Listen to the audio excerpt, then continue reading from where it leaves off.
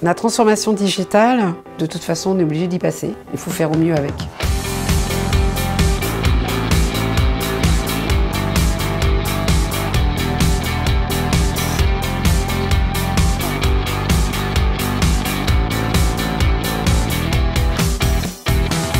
J'ai repris une entreprise de plomberie chauffage située à Bassindre, je l'ai appelée ATC Watt, et je m'adresse à la fois à des particuliers, à des collectivités et à des entreprises.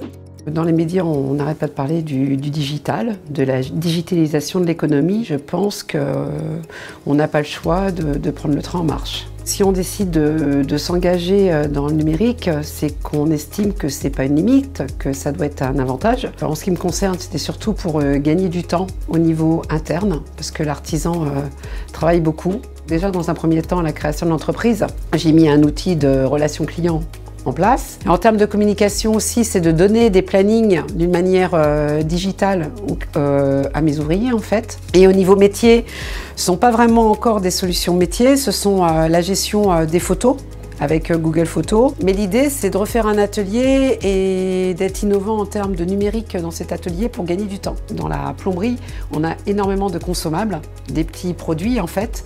Et aujourd'hui, c'est moi qui les commande en gestion informatisée, mais je voudrais déléguer par exemple ces commandes et que ça soit fait par des douchettes par exemple en atelier.